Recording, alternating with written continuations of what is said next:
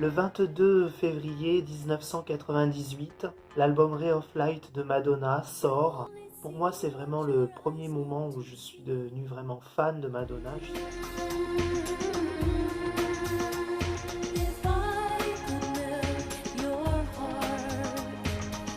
Je suis un fan, entre guillemets, un petit peu atypique, puisque je me suis vraiment beaucoup penché sur son travail à partir justement de cet album-là. Et ensuite, évidemment, je me suis intéressé à tout ce qui s'était passé avant, mais c'est vraiment cet album qui m'a fait découvrir Madonna et l'aimer, l'admirer. Il y avait eu beaucoup d'affiches, hein, une incroyable publicité de fête juste avant son album.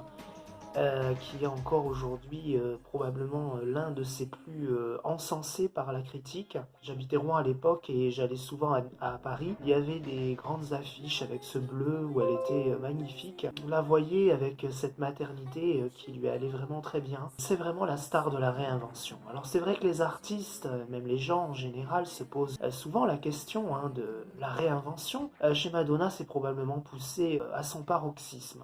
I will never be what society expects me to be. I have seen too much. I cannot turn back. J'ai cette image qui me revient en tête hein, de cette année 1996 où elle était allée voir Carlos Menem, hein, le président argentin à l'époque.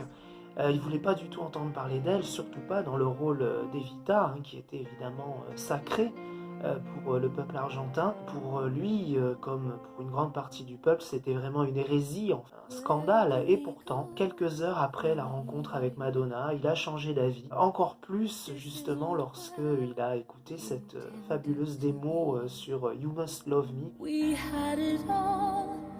You believed in me. I believed in you.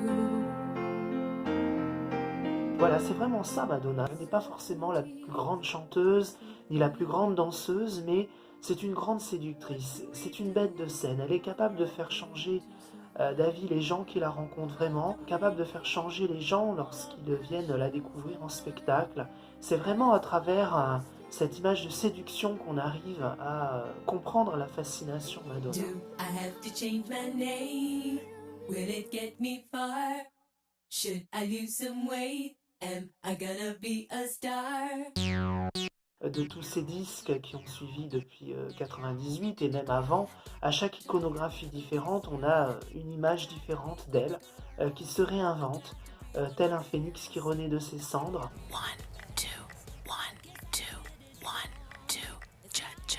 On l'a encore vu récemment avec le 14 juin de l'année dernière, hein, avec son retour. Les fans étaient complètement déboussolés hein, avec ce Medellín très particulier qu'elle fredonnait avec Maluma. I took a pill and had a dream. Yo también. I went back to my 17th year. Allowed myself to be naive. Dime, To be someone I've never been. me encanta. Voilà, elle est toujours là où on ne l'attend pas. Qui la connaît vraiment? Eh bien moi je vais vous proposer, vous me connaissez un petit peu maintenant, avec mon passé littéraire, je vais vous donner une version probablement plus littéraire, c'est vrai, mais je ne la connais pas malheureusement vraiment, évidemment. Je ne l'ai jamais rencontrée, mais je me suis nourri d'évidemment beaucoup de biographies, de travaux qui ont été faits sur elle, des articles, des interviews, etc. Et je vais essayer de vous proposer quelque chose de plus intimiste. Voilà. Elle le dit elle-même, Nobody Knows Me, hein, elle en a fait une chanson, mais elle le disait aussi en 92 à 7 sur 7, hein, face à Anne Sinclair. Peut-être que finalement, chaque parcelle de moi, chaque choix que je fais, finalement forme un tout. Hein, le tout formerait justement cette fameuse Madonna. Mais il y a sans doute un petit peu de mystère et bien sûr beaucoup de rajouts, beaucoup d'ingrédients hein, qui nourrissent bien évidemment cette légende. Rendez-vous lundi 6 avril à 18h30 sur notre page Facebook Association Vague de Soleil. D'ici là, portez-vous bien. Ciao les corazones.